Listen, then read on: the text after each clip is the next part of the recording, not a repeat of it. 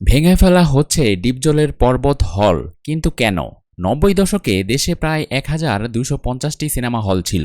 সেই সংখ্যা কমে দাঁড়িয়েছে মাত্র ১৫০-তে। এর মধ্যে প্রায় ৬০টি সিনেমা হল পুরোদমে সচল। ঢাকার গাবতলীর একসময়ের জনপ্রিয় সিনেমা হল পর্বত কালের পরিক্রমায় হলটির জৌলুস হারিয়েছে। হলটি চলচ্চিত্র শিল্পী সমিতির সাধারণ সম্পাদক অভিনেতা মনোয়ার হোসেন ডিপজলের। দীর্ঘদিন বন্ধ থাকার পর এবার ভেঙে ফেলা হচ্ছে হলটি। বিষয়টি নিশ্চিত করেছেন ডিপজল নিজেই। ডিপজল বলেন, পর্বত সিনেমা হল ভেঙে ফেলার খবরটি সত্য। সেখানে মার্কেট করা হবে।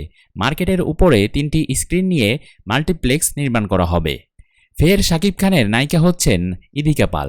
প্রিয়তমা সিনেমার মাধ্যমে শাকিব খান ও কলকাতার অভিনেত্রী ইদিকা পাল জুটি বেঁধে অভিনয় করে দর্শকদের প্রশংসা পেয়েছিলেন। এই ছবি দিয়েই ইদিকার বড় পর্দায় কেরিয়ার শুরু হয়েছে। এরপর দুজনেই ব্যস্ত, তবে আলাদাভাবে। এক হওয়া হয়নি নতুন কোনো কাজে। নতুন খবর হলো, ফের এক সিনেমায় দেখা যাবে ইদিকা এবং শাকিব খানকে। বরবাদ শিরোনামের সিনেমাটি নির্মাণ করতে যাচ্ছেন নাট্য পরিচালক মেহেদী হাসান হৃদয়। সিনেমাটির সঙ্গে সংশ্লিষ্ট একাধিক সূত্র এই তথ্য নিশ্চিত করেছে।